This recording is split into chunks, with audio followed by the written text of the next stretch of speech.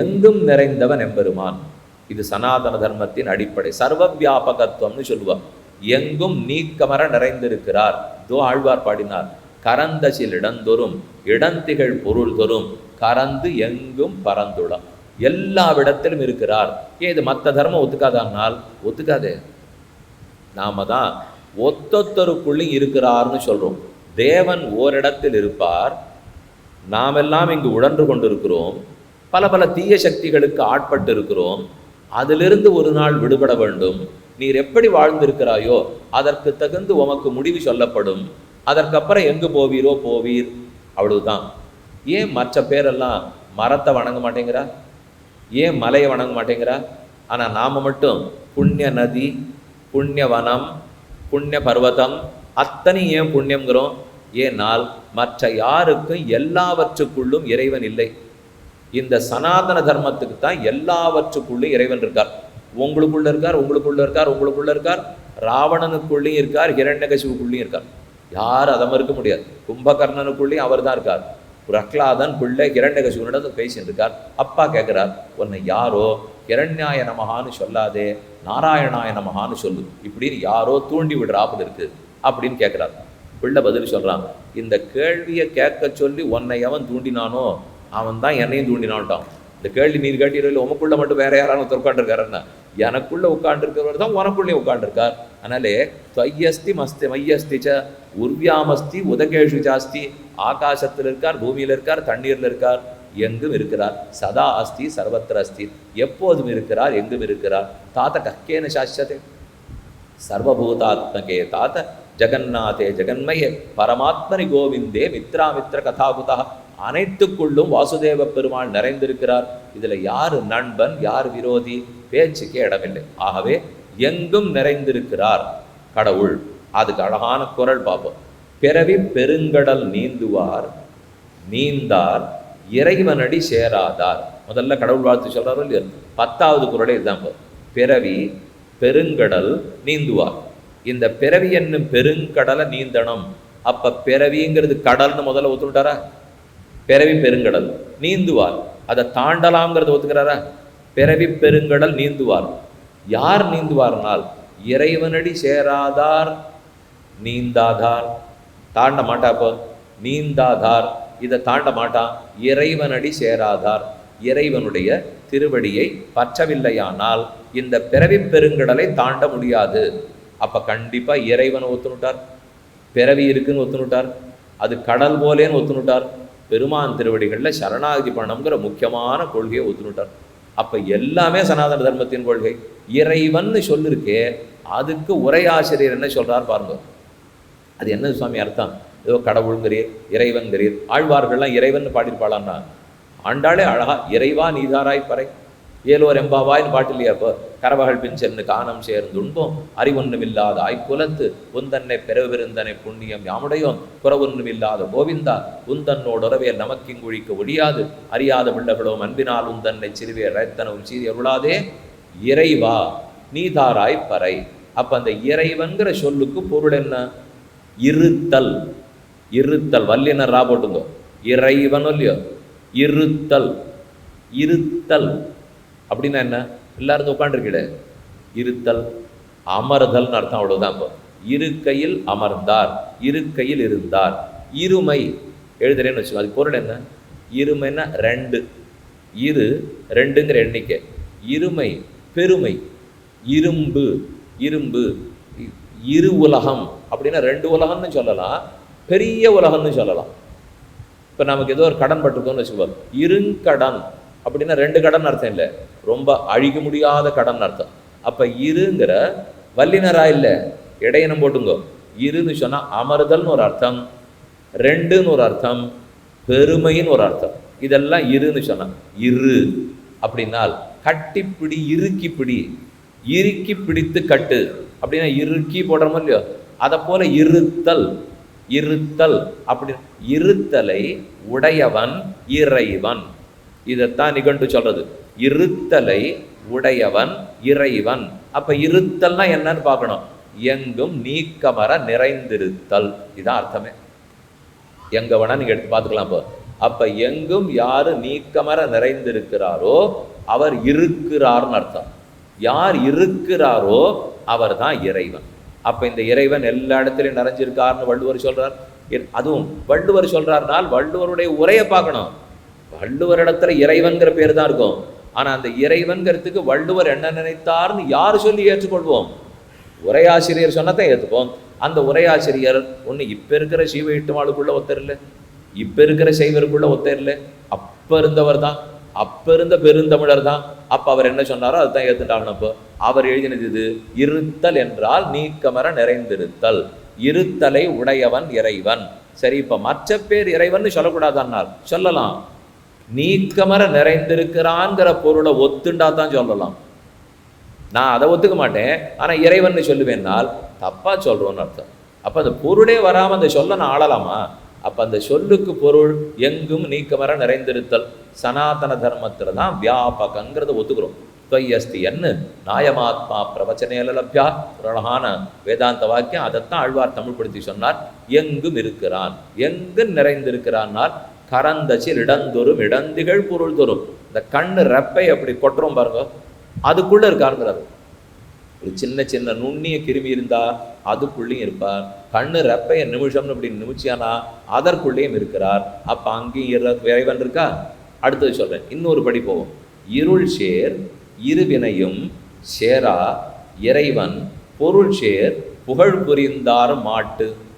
அதுவும் 5வது பாட்டுல சொல்றாரு. இப்போ இருள் சேர் இருவினை அழகா ஒத்துண்டாச்சு. பாவம் புண்ணியம் இருவினைனா 2 வினைகள். இருள் சேர் இருவினை, இந்த பாவம் புண்ணியம்ங்கிறது வச்சிருந்தியானாலே இருள் சேரும். சாமி, பாவம் இருந்தா இருள் சேரும், புண்ணியம் இருந்தா இருள் சேருமா?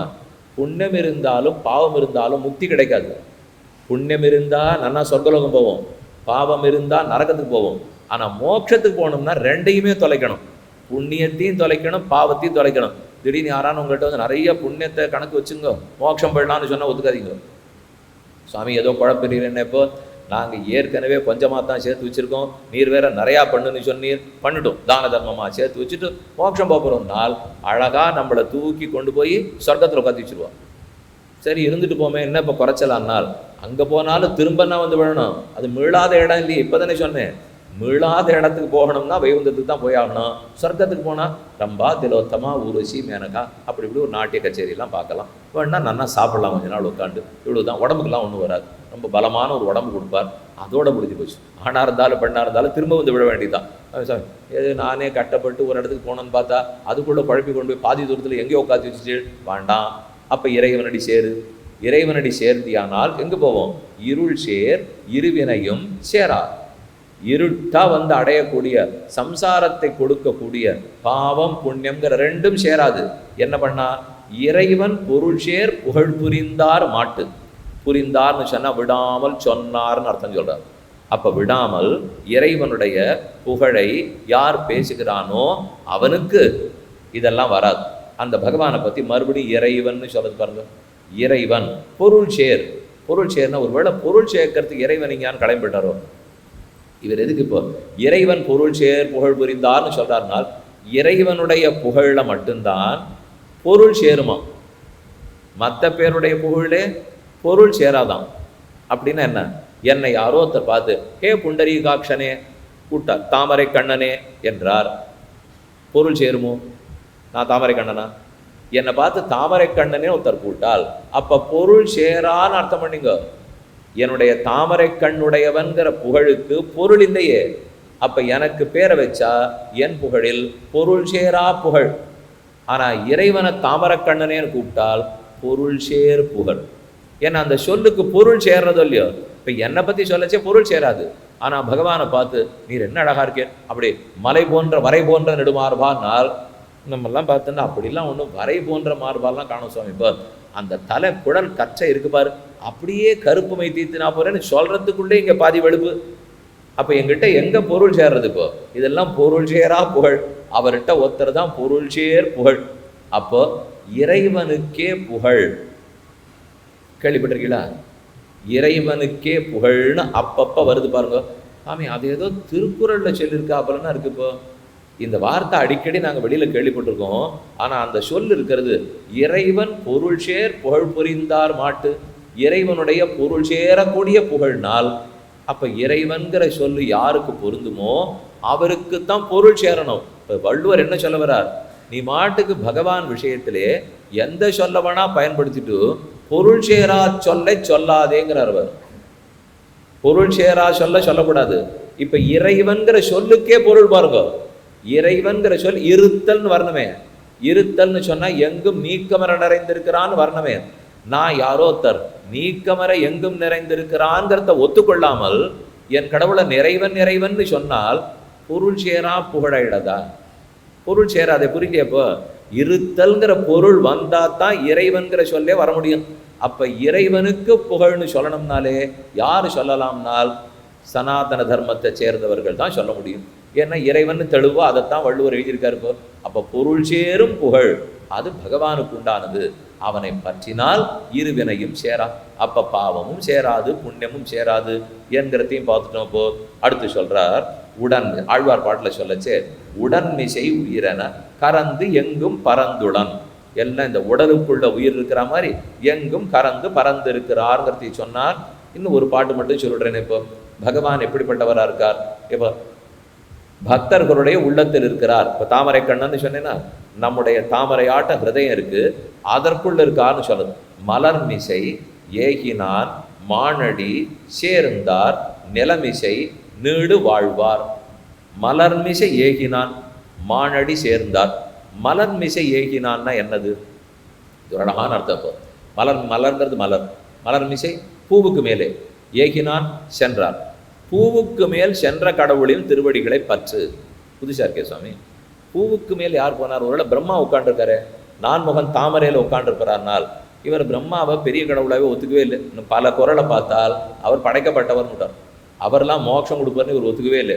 அப்போ மலர்மிசை ஏகினான்னா என்ன? மறுபடியும் உரைக்கு போகணும். உரை தான் நமக்கு ஒரே புகழ். அந்த உரை சொல்றது மலர்ங்கிறது எதையோ நினச்சிக்காதே, பக்தர்களுடைய ஹிருதயமாகிற மலர். ஏன்னா அந்த ஹிருதயம் தாமரையாட்டம் இருக்குமா, தலைகீழ பிடிச்ச தாமரையாட்டம் இருக்கா. பக்தர்களுடைய உள்ளத்தில் யார் உரைகிறானோ அவன் திருவடிகளை பற்ற முக்தி அடைவாய். அதான் குறளுக்கு பொருள் சொல்ற. இப்போ மலர்மிசை ஏகினான் மானடி சேர்ந்தார், ஆர் அவனுடைய திருவடிகளை பற்றுகிறீர்களோ அவர்கள் நிலமிசை நீடு வாழ்வார். இந்த லோகத்துல சௌக்கியமா இருப்பீள். ஆமாம், அதுக்கு எதுக்கு சுவாமி இவ்வளவு பாடு பண்ணனா? இப்போ நிலமிசை நீடு வாழ்வார்னால் இந்த நிலத்திலேன்னு அர்த்தம் இல்லை, பெருவீடுன்னு அர்த்தம் சொல்றாரு. உரையாசிரியர் எடுத்து பார்த்தால் பெரிய வீடுன்னா முக்தி வைகுந்தம்னு அர்த்தம் பண்ணி நிலமிசை நீடு வாழ்வார். ஏன் நிலமிசை நீடு வாழ்வார்ங்கிறதுல பொருள் சேராதுன்னு சொல்லட்டுமா? கொஞ்சம் நீங்கள் அப்படி மூளையை கொஞ்சம் கசக்கி நின்னா போகும், உடனே தெரிஞ்சு போடும். என்ன ஒன்று, இந்த விஷயம்லாம் பேசும்போது வேற எங்கேயும் புத்தியை வைக்கக்கூடாது, இதுலேயே வச்சுருந்தீங்கன்னா நல்லா புரிஞ்சுட்டு இருக்கும். கொஞ்சம் ஒரு சுத்து 8:30 8:40 எப்போ முடிப்பார் நினைக்க போனேன் போச்சு. ஏதோ கேட்கறது ஆடிக்கு ஒரு தரம், எப்போவோ ஒரு தரம், வருஷத்துக்கு ஒரு தரம், 3 நாள் 10 நாள் கேட்குறது எடுப்போம். அதற்குள்ளே கொஞ்சம் நேரத்தை நன்னா செலவழிச்சாதான் இப்போ நிலமிசை நீடு வாழ்வார்னு இருக்கா இல்லையோ? நீடு வாழ்வார்னா எப்போதும் வாழ்வார்னு இருக்க வேண்டாமா? நிலமிசை நீடு வாழ்வீர்களா? யோசிச்சு பாருங்க. 50 60 70 45 ஒத்துருக்கும் தெரியல. இப்போ உட்காண்டிருக்கிற வரைக்கும் நிச்சயம், வாசல்ல எழுந்து போகிறதுக்குள்ளே எத்தனை பேர் இருக்கான்னு தெரியாது. அப்போ எப்படி நிலமிசை நீடு வாழ்வார்? கண் முன்னாடி தெரியறதே நிலமிசை நீடு வாழ்வதில்லைன்னுட்டு, ஆனால் குறளில் நீடு வாழ்வார்னு சொல்கிறார். என்னால் அப்போ நீடு வாழக்கூடிய நிலம் எதுங்கிற கேள்வி வராதா? இது இல்லை. நீடு வாழக்கூடிய நிலம் இது இல்லை.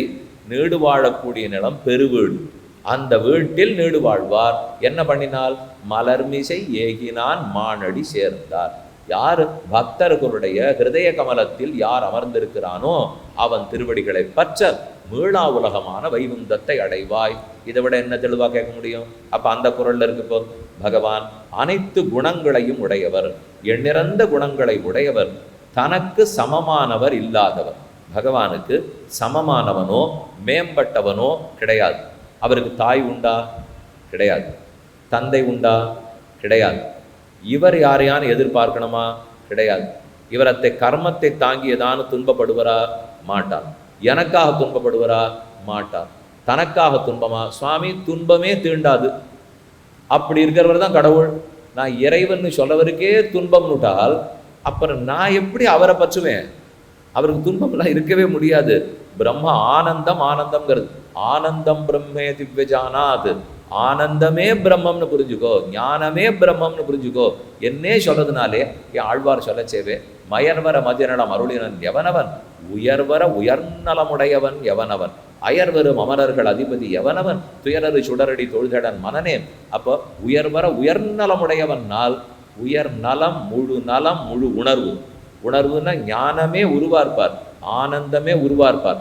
அவருக்கு எந்த துன்பமும் கிடையாது இல்லையே. துன்பம் உண்டு. ராமனா பிறக்கச்சே சீதையை பிரிஞ்சு அழுதாரே, கண்ணனா பிறங்கரிச்சே கூட கம்சனை கண்டு பயந்தார் என்னால் அதெல்லாம் அவதாரத்தில். எங்காவது முழுமுதலாக இருக்கும் வைகுந்தநாதன் துன்பப்பட்டார்னு இருக்கா? பார்க்கடல்ல வியூகம் துன்பப்பட்டார்னு இருக்கா? அந்தர்யாமி உள்ள இருக்கிறவர் துன்பப்பட்டார்னு இருக்கா? இல்லவே இல்லையே. அவதாரம் அதற்குன்னு எடுத்து நமக்கு முன்னுதாரணமாக இருக்க வேண்டுங்கிற போது இதை போல் நல்ல மனைவியை பிரிந்தால் துன்பப்படணும்னு நமக்கு சொல்லிக் கொடுக்கறதுக்காக. நம்ம எங்கேயோ மனைவி பிறந்த வீட்டுக்கு போயிருக்கா, நாம் இருக்கோம், நம்ம தான் சுவாமி தளிகை பண்ணியாலும் சாப்பிட்டா, ஒரு 10 நாள் விட்டுட்டு போயிட்டாள்னு வச்சுங்களேன். அவன் எங்கேயோ பிறந்த வீட்டுக்கு போயிட்டா, ரொம்ப நாளாக போனோம் சொல்லியிருந்தா போகவே இல்லை, சரி போயிட்டு வா அப்படின்னு நானும் ஒத்துனுட்டேன், கிளம்பி போயிட்டா. அப்போவே சொன்னான், இங்கே குழம்பு பொடி வச்சுருக்கேன், இங்கே சாத்துமதி பொடி வச்சுருக்கேன், இங்கே மற்றதெல்லாம் வச்சுருக்கேன், பார்த்துக்கோ ஒழுங்கா எல்லாத்தையும் சொன்னான். எல்லாம் சரி சரி எனக்கு தெரியாதான், 20 வருஷமாக நானும் தான் பார்த்துட்ருக்கேன், எல்லாம் தெரியும்னு கொஞ்சம் தேவையில்லாத சொல்லிவிட்டேன்னு வச்சுங்களேன். ஒழுங்காக கேட்டுருக்கலாம், இல்லை ஒட்டிட்டு போனான்னு சொல்லியிருக்கலாம். ரெண்டையும் பண்ணல, ஆமாம் ஆமான்னு கேட்டாச்சு. போன பிற்பாடு கரண்டி எடுத்து உள்ளே போடச்சே தான் இது குழம்பு பொடியா மிளகா பொடியான்னு சந்தேகம் வருது. தெரிய மாட்டேங்குது. எல்லாம் ஒரே மாதிரி வேலை இருக்கா, அது பரபரான்னு இருக்கா, அது மெலிஷா இருக்கா, என்னதுன்னா உடனே கூப்பிடு, கிடுகிடுன்னு தொலைபேசியில் கூப்பிடணும். கூப்பிட்டுட்டு எதுவாக இருக்கும்னா அது கடைசியிலேருந்து 3வது பொட்டியாக இருக்கும், இந்த முதல்லேருந்து 4வது பொட்டியாக இருக்கும்னா எனக்கு தெரியல, ஒட்டி வச்சுருந்தாலான்னு தெரிஞ்சிருக்கும்போ அதெல்லாம் வைக்கிறதுக்குள்ளே வெந்நீர் கொதிச்சிருந்தது, மொத்தமாக காலில் கொட்டிட்டு எங்கே பார்த்தாலும் கொப்பளம். கொப்பளத்தில் இவனுக்கு நாக்கு துடிக்கிறது, ஒரே எரியறது. இப்போ அவன் அங்கேருந்து என்ன ஆச்சுன்றான் சொன்னா பேர் போயிடாதா? வெந்நீர் வைக்கிறதுக்குள்ளே காலில் கொட்டினுட்டேன்னு என்னமோ குழம்பு பண்ண போகிறதுக்கே என்ன வழியை காணும். வெந்நீர் வைக்கச்சே இதான் வழினால் அப்போ என்ன சொல்லணும்? நீ சொன்ன வேகத்தில் பண்ணேன்னா குழம்பு தயாரா பெருமாளுக்கு பண்ணிட்டு சாப்பிட உட்காந்துட்டேன்னு சொல்லணும். இவர் வைத்தியர்கிட்ட போயிட்டு இருக்கார். இவர் போகிறது வைத்தியர்கிட்ட கொப்பளத்தை காட்டுறதுக்கு, வேற வழி இல்லை சொல்லித்தான் அனுப்போ.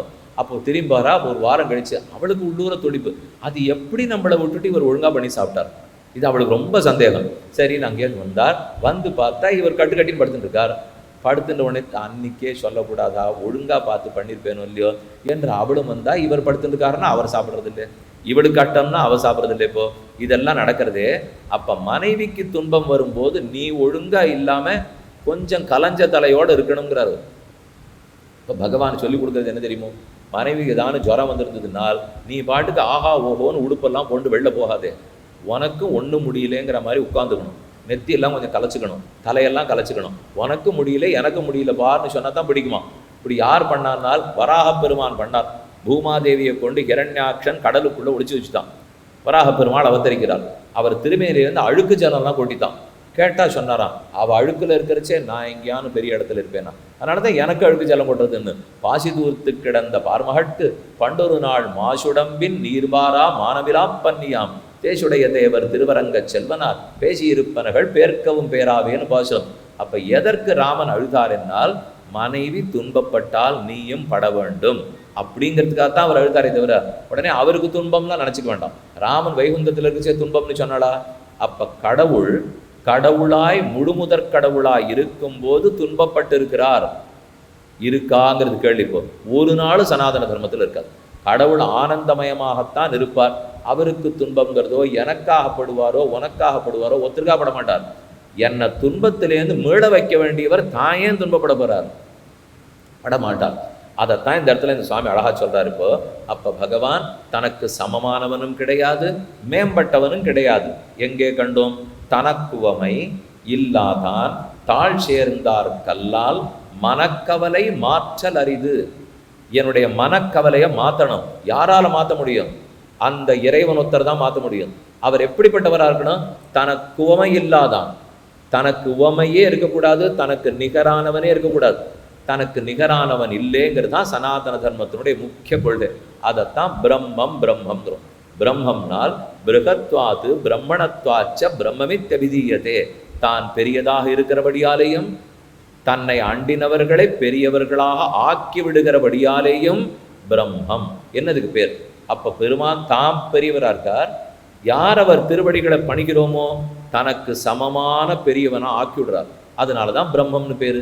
அந்த இறைவனடி சேர்ந்தால் தாழ் சேர்ந்தால் தனக்கு உமை இல்லாதான், தனக்கு சமமானவரே இல்லை. வேடிக்கையா ஒருத்தர் சொன்னார், பகவானுக்கு ஒரு குறை சொல்லணும்னு எனக்கு ஆசை. அதெல்லாம் நடக்குமா சுவாமி? அவருக்கு ஒரு குறையில் இருக்கு பாருங்க, நான் சொல்றேன். அவரால் தனக்கு நிகராக ஒருத்தர் காட்ட சொல்லுங்க பார்க்க, கிடையாதுன்னு பத்தியில குறை இருக்கு பாருங்க. நான் இப்போ சொன்னேன்னு இல்லையோ, உமக்கு நிகரானவனை காட்டுன்னா காட்ட முடியலையே. அடுத்தது உம்மை விட பெரியவரா ஒருத்தர் காட்டு பாருங்க, அப்படி யாருமே கிடையாதுன்னே கண்ணா பத்திர குறை இருக்கு பாருங்க. உமக்கு ஒன்று இல்லைன்னு எடுத்து சொல்லியோன்னால் இது குறையா நிறையா. இப்போ கண்ணனை பார்த்து பகவான் வைகுந்தநாதன் இருக்கார், அவர்கிட்ட போய் உமக்கு அப்பா அம்மா காட்டு பாரு. இல்லை அதெல்லாம் இல்லை, நான் தான் எல்லாருக்கும் பெற்றோன், நான் தான் ஆதி காரணவர். என்ன எனக்கு கூட அப்பா அம்மா இருக்கா, உமக்கு இல்லையா? இப்படின்னா என்ன ஆகும் பாருங்க. அப்போ இது வஞ்ச புகழ்ச்சின்னு சொல்லுவாள் இல்லையோ, புகழறாப்புல இகழறது, இகழறாப்புல புகழறது. அவருக்கு தனக்கு ஒரு காரணம் அற்றவன்கிறது தான் பெருமையே. என் நாட்டு அவருக்கும் காரணம் இருந்துட்டு அப்புறம் நான் அவரை சமமாயிட மாட்டேன்னா, எனக்கு தான் அப்பா அம்மா இருக்கா, அவருக்கு தான் அப்பா அம்மா இருக்கான்னால் இருக்கக்கூடாது. அப்ப இன்னாருக்கு தந்தை இன்னாருக்கு தாய்னாலே அவதாரத்தின் போது இருக்கலாமே தவிர கடவுள்ங்கிறவருக்கு தாயும் இருக்கக்கூடாது, தந்தையும் இருக்கக்கூடாது. அவர் எப்போதும் தான் தான் தாய் தந்தையா இருக்கணும். மற்ற எல்லா உயிருக்கும் தான் தாய் தந்தையாக இருப்பார். தனக்கு ஒரு தந்தை தாய் இருக்காதுன்னா நிஷ்காரணம்னு சொல்லுவார்.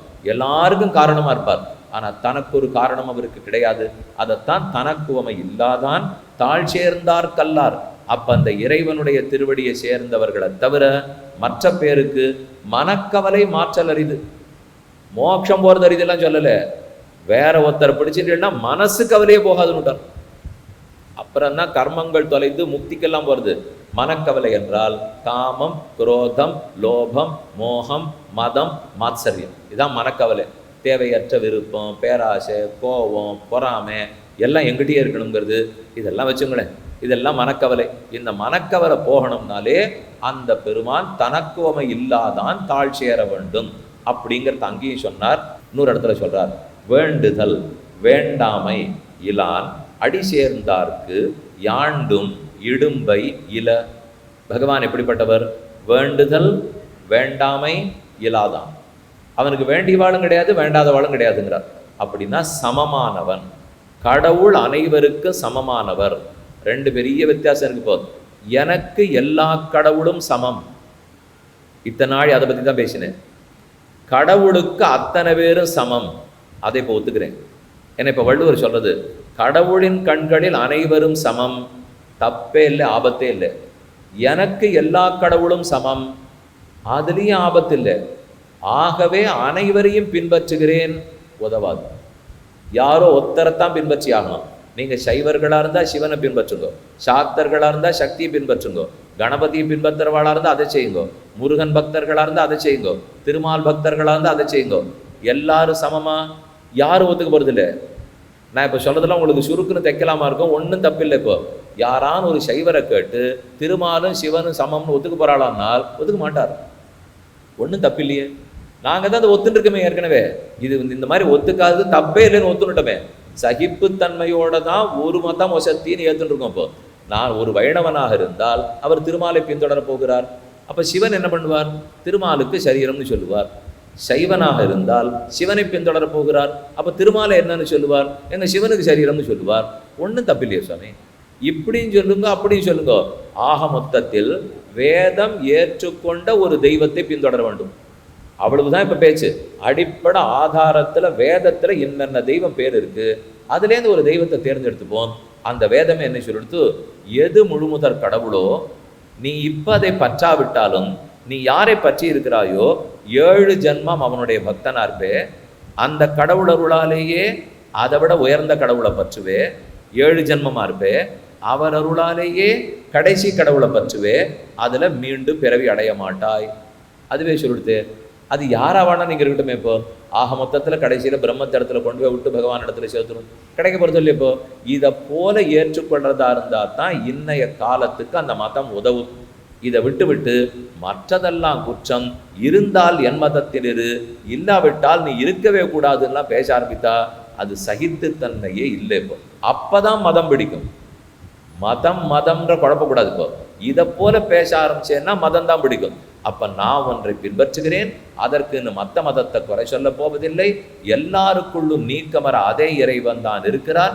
நீயாகவே இரு, அவர் அவராகவே இருக்கட்டும், நான் நானாகவே இருக்கிறேன். எப்போதும் சந்திப்போம், ஆனந்தமா இருப்போம். ஆனால் தர்மத்தை கடைப்பிடி. எந்த தர்மத்தை? வைதிக தர்மத்தை. ஏன் வேத தர்மத்தை? அது ஒண்ணுதான் சகிப்புத்தன்மையோட ஒரு மதத்தை தழுவதை சொல்லியிருக்கிறது. ஆகலாம் அந்த பற்றுகிறேன். அப்ப வேண்டுதல் வேண்டாமையிலான். பெருமானுக்கு வேண்டியவனும் இல்லை, வேண்டாதவனும் இல்லை. சாமி அதுதான் எங்களுக்கு கஷ்டமா இருக்கு சாமி. அவருக்கு நம்ம வேண்டியவன் ஆகணும்னு பார்த்தோம், நீ திடீர்னு இப்போ உடச்சிட்டு கடைசியில் முடிக்கச்சே வேண்டியவன் இல்லை வேண்டாதவன் இல்லைன்னா அது பொருளே இல்லை. அப்ப வள்ளுவர் என்ன தெரியுமா சொல்றார்?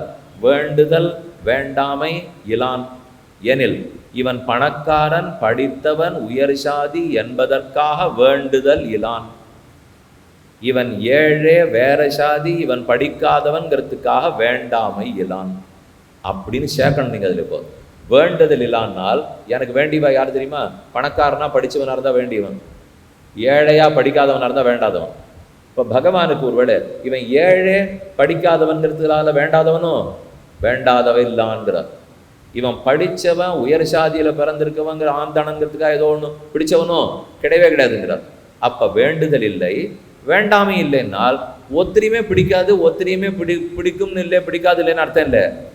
இன்ன பெருமை இருக்குங்கிறதுக்காக இவனை பிடிக்காது அப்படின்னு வச்சுக்காதீங்க. இவன் இன்ன பெருமை இருக்குங்கிறதுக்காக இவனை பிடிக்கும் கிடையாது. இன்ன எளிமை இருக்குங்கிறதுக்காக இவனை பிடிக்காது கிடையாது. அப்போ எப்போ தெரியுமோ பிடிக்கும் பிடிக்காது? பக்தி இருக்கிறதா இல்லையா அதைத்தான் அவன் அளவுகோலா வச்சுக்கிறே தவிர நீ படிச்சியா, பணக்காரனா, அதுவா, உயரமா, அழகா ஒன்று வச்சுக்க மாட்டார். எல்லாரையும் சமமாக பாவிப்பார். அத்தனை பக்தர்களும் சமம். அதைத்தான் வேண்டுதல் வேண்டாமையிலான் அவர் அடி சேர்ந்தார்க்கு யாண்டும் இடும்பையில. அந்த திருவடிகளை சேர்ந்தவர்களுக்கு என்றுமே எந்த குறையும் கிடையாது. ஏன்னா அவர் எல்லாரையும் சமமா பார்க்கறாரு இல்லையோ. இப்ப நான் ஒரு வேளை படிக்காதவனா இருந்து, அழகில்லாதவனா, பணம் இல்லாதவனா இருந்திருந்தால், கடவுள் அதை பார்த்து என்னை கைவிடுபவராக இருந்திருந்தால் இடும்பை உண்டே, எனக்கு இடும்பை வரும், துன்பம் தான் வரும். ஆனா அவருக்கு வேண்டுமை வேண்டாதது இல்லாதனாலே அவர் திருவடியை பற்றின எனக்கு இடும்பை இல்லை, எந்த துன்பமும் இல்லை. நான் எப்படிப்பட்டவனா இருந்தாலும் அவர் ஏற்றுக்கு போறார். ஒரு சிலர் வித்வான்கள் ரொம்ப படித்தவா, அவள்கிட்ட ஒரு வழக்கம் உண்டு. நம்ம ஒரு கவிதை எழுதி நல்ல மெத்த படித்தவர் கையில் கொடுத்தேன். அவர் ஏறாங்க ரொம்ப அப்படி கண்ணில் விளக்கண்ணை விட்டுன்னு பார்த்தார். ஏதானு தப்பு இருக்கான்னு தேடுறீரா நான் கேட்டேன். அவர் பதில் சொன்னார், ஏதானும் ஒழுங்கா இருக்கான்னு பார்க்குறேன்னா. நான் தப்பு இருக்கான்னு தேடலை, ஒரு எழுத்தானு ஒழுங்கா இருக்கான்னு பார்க்குறேன். அப்போ நாமெல்லாம் ஒரு கவிதையை கொடுத்தால் குற்றம் கண்டுபிடிச்சு தள்ளுறது கொடுப்போம். பகவான் என்ன பண்ணுவார்? யார் தங்கிட்ட வந்தாலும் தேடி தேடி தேடி குற்றத்தை கண்டுபிடிப்பார். ஏன்? கைவிடுறதுக்கானால் எவன் இருக்கிறதுலையே குற்றவாளியோ அவனை வைகுந்தத்துக்கு கூட்டின்னு போனோங்கிறதுக்காக தேடுறேங்கிறாரு. ஏன் சுவாமி அப்படின்னால், அவன் பின்ன வசிட்டரை கொண்டு போனால் எனக்கு எதான் பேரான்னா, விஸ்வாமித்திரரை கொண்டு போனால் எனக்கு யாரான்னு பட்டம் கொடுப்பாராளா? ஒன்றை கூட்டின்னு போனால் தான் பட்டம் கொடுப்பா. ஒரு பள்ளிக்கூடத்தை எப்போ வசதியான பள்ளிக்கூடம்னுவோம்? 95 வாங்குற பிள்ளையை சேர்த்துன்னு 98 வாங்க வச்சா இல்லை, 27 வாங்குற பிள்ளையை சேர்த்துன்னு 87 வாங்க வைக்கணும். அப்போ தானே பிள்ளையை ஒத்துப்போம். அதை போல பகவான் என்ன பண்ணுறார்? நான் உன் குற்றத்தை ஏன் தெரியுமா பார்க்குறேன்? உன்னை விடுறதுக்கு இல்லை, உன்னை சேர்த்துக்கிறது. அப்படின்னா அப்படிப்பட்ட திருவடிகளை பற்றினால்தான் நமக்கு மோட்சம் கிடைக்கும். பகவான் அனைவரையும் சமமாக ஏற்றுக்கொள்பவர் என்பதையும் வள்ளுவனாருடைய திருவாக்கால் பார்த்தோம். ஒரு சில விஷயங்களை இன்னைக்கு சொல்லியிருக்கேன். பாக்கி சொல்ல வேண்டியது என்ன? மற்றும் பரிபாடல், அகநானூறு, புறநானூறு, கலித்தொகை, இதெல்லாத்திலையும் என்ன சொல்லப்பட்டிருக்கு? கம்பராமாயணத்தில் எப்படி இந்த சனாதன தர்மம் சொல்லப்பட்டிருக்கு? ஆக மொத்தத்தில் தமிழர் சமயம் சனாதன தர்மம் அப்படிங்கிறத பார்க்க போகிறோம்.